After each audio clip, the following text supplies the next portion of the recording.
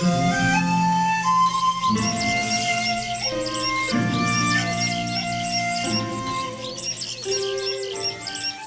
The lord. పరిశుద్ధుడైన యేసుక్రీస్తు వారి జీవం కలిగిన నామమున మీ అందరికి కూడా శుభాలు ప్రకటిస్తూ ఉన్నాను. దేవుని యొక్క సహాయాన్ని బట్టి, ఆయన యొక్క కృపను బట్టి మరొక నూతనమైన రోజులో మనం సజీవంగా ఉన్నామండి. మన దగ్గరున్న బలమని, శక్తిని, జ్ఞానమని ఏది కూడా ఈరోజు మనం సజీవులుగా ఉండడానికి కారణం కాదు. ఆ విషయం ప్రతి ఒక్కరు కూడా గుర్తెరగాలి. నేను నా శక్తి వలన బలంగా ఉన్నానండి, నా ధనం ఉంది కాబట్టి నేను ఈరోజు సజీవంగా ఉన్నానండి, నాకు సీసీటీవీ ప్రొటెక్షన్ ఉంది కాబట్టి నాకు ఆ రాత్రంతా ఏం జరగలేదండి. నో, ఇది కాదండి.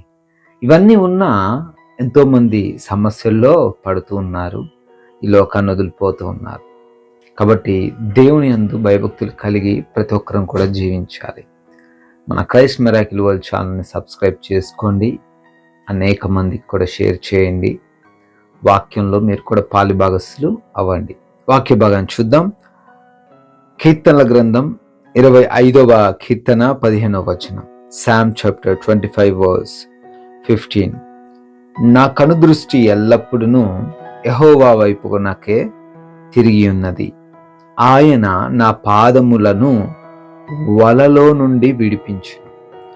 My eyes are ever towards the lord, for he will pluck my feet out of the net. ప్రియమైన వాళ్ళారా, ఒక పిల్లవాడు అనుకోకుండా అతను వెళ్తున్న మార్గంలో ఒక గుంటలో పడిపోయాడు. అది ఎలాంటి గుంట అంటే చాలా లోతుగా ఉంది. అది ఒక మార్గము మొత్తం మూసుకుపోయినదిగా ఉంది. సో ఆ గుంటలో పడిపోయిన వ్యక్తి, చాలా సొరంగ మార్గం లాంటి దాంట్లో పడిపోయిన ఆ పిల్లవాడు బయటికి రావడం కోసం ప్రయత్నిస్తూ ఉన్నాడు. తను ఎటు చూసినా చీకటిగానే ఉంది, అక్కడ వెలుతురు ఏమాత్రం లేదు. అయితే అతనికి ఒక ఐడియా వచ్చింది. వెలుగు వైపు చూస్తూ ప్రయాణిస్తే నేను ఖచ్చితంగా బయటకు వస్తాను అని ఆలోచించగలిగాడు.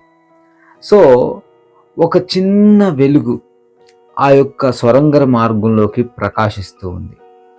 అటువైపే ప్రయాణిస్తూ ఉన్నాడు.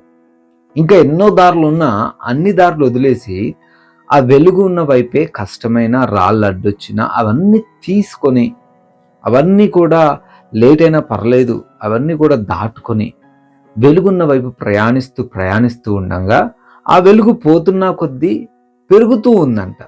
అంటే గమ్యానికి రీచ్ అవుతుండు అని. సో ఫైనల్గా ఏం చేశాడంటే అతను ఆ యొక్క సొరంగ మార్గం లాంటి ఆ గుంటలో నుంచి బయటపడ్డాడు. ప్రియమైన వాళ్ళారా, ఈరోజు దేవుడు నీకు సెలవిస్తున్నాడు. నువ్వు కూడా ఒక గుంట వంటి ప్రదేశంలో పడిపోయావేమో, నువ్వు కూడా అపవాది చెరల్లో చిక్కుబడ్డావేమో, నువ్వు కూడా బయటికి రాలేని వ్యక్తిగా ఉన్నావేమో. భక్తుడు అంటున్నాడు, నేను ఎప్పుడు కూడా దేవుని వైపు చూస్తున్నాను, నేను ఎప్పుడు కూడా యేసు ప్రభు వారి వైపు చూస్తున్నాను. అయితే ఆయన నేను చిక్కుబడిన నా కాళ్ళను ఆ వలలో నుంచి విడిపిస్తున్నాడు. మనుషుల వైపు చూడొద్దు, వ్యక్తుల వైపు చూడొద్దు, చీకటి వైపు చూస్తే నీకు మార్గము కానరాదు. కానీ నీవు దేవుని వైపు చూడగలిగితే నీ సమస్యల్లో, నీ బాధల్లో, బహుశా రోజు ఎన్నో ఇబ్బందులతో ఉన్నావేమో, ఎన్నో కష్టాలతో ఉన్నావేమో, ఎంతోమంది నిందిస్తున్నారేమో. సోదరి సోదరుడా, ఏడవకు, బాధపడకు, వెలుగై ఉన్న యేసయ్య వైపు చూడు. నీవు ఖచ్చితంగా ఆ చీకట్లోంచి దేవుడు నిన్ను బయటికి తీసుకొస్తాడు. భక్తుని ఏ విధంగా అయితే ఆ వలలో పడిపోయినటువంటి భక్తుని ఏ విధంగా అయితే దేవుడు విడిపించాడో, సమస్యల్లో పడి నిన్ను కూడా విడిపిస్తాడు. నువ్వేం బాధపడకు, దేవుని వైపు చూడు. ఆయన కార్యం చేయగలిగిన సమర్థుడు అని విశ్వసించు. నీ జీవితంలో ఈ రోజు నుంచి నువ్వు గొప్ప కార్యాలు చూడబోతున్నావు. నమ్మితే ప్రార్థనలు ఏకీభవించు. జీవం కలిగిన తండ్రి, వందనాలు. అవును తండ్రి, వెలుగైన నీ వైపు చూస్తూ ఉండంగా అయా మా సమస్యలు ఎటువంటివైనా వాటిలో నుంచి మమ్మల్ని విడిపిస్తారు అని చాలా సుస్పష్టంగా మాట్లాడిన విధానాన్ని బట్టి స్తోత్రాలు. అనేక మంది బిడ్డలు అనారోగ్యంతో బాధపడుతున్నారు, వ్యాధులు కలిగి ఉన్నారు, స్వస్థత దయచేయండి. అప్పులు అనే ఆ భయంకరమైన ఊబిలో నుంచి వారిని ఈరోజు లేవనెత్తండి. అయా, బిడ్డల యొక్క కుటుంబంలో గొడవలు విభేదాలను కూడా తండ్రి తొలగించండి. ప్రార్థిస్తున్నాను. ఆయన ఈ రోజున చేస్తున్న పనులు, ప్రయత్నాలు అన్ని విషయాల్లో కూడా మీరే ప్రతి బిడ్డకు సహాయము దయచేయమని, కృప చూపించమని, మహిమ పొందుకోమని యేసు నామమున ఈ ప్రార్థనను అడిగి వేడుకొని పొందుకొని ఉన్నాము తండ్రి. ఆమెన్. ఆమెన్.